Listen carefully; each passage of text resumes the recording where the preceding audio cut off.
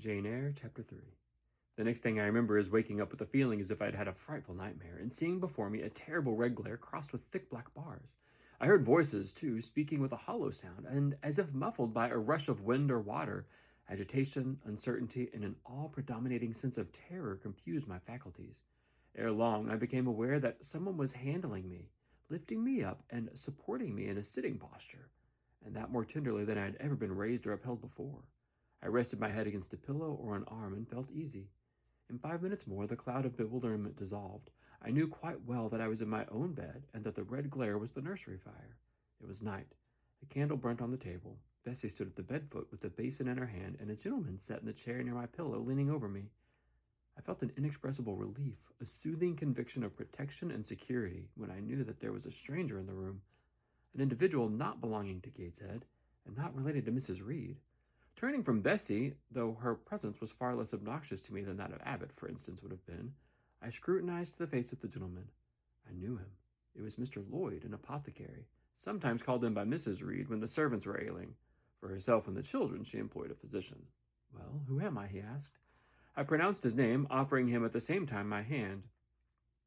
He took it, smiling and saying, "We shall do very well by and by." Then he laid me down, and addressing Bessie, charged her to be very careful that I was not disturbed during the night. Having given further directions and intimated that he should call again the next day, he departed. To my grief, I felt so sheltered and befriended while he sat in the chair near my pillow, and as he closed the door after him, all the room darkened and my heart again sank. Inexpressible sadness weighed it down. "Do you feel as if you should sleep, miss?" asked Bessie rather softly. Scarcely dared I answer her, for I feared the next sentence might be rough. "I will try." "Would you like to drink, or could you eat anything?" "No, thank you, Bessie." "Then I think I shall go to bed, for it is past 12 o'clock, but you may call if you want anything in the night." Wonderful civility, this! It emboldened me to ask a question. "Bessie, what is the matter with me? Am I ill?" "You fell sick, I suppose, in the Red Room with crying. You'll be better soon, no doubt." Bessie went into the housemaid's apartment, which was near. I heard her say, "Sarah, come and sleep with me in the nursery. I daren't for my life be alone with that poor child tonight. She might die. It's such a strange thing she should have had that fit. I wonder if she saw anything. Mrs. was rather too hard." Sarah came back with her. They both went to bed. They were whispering together for half an hour before they fell asleep. I caught scraps of their conversation, from which I was able only to distinctly infer the main subject discussed. Something passed her, all dressed in white, and vanished. A great black dog behind him.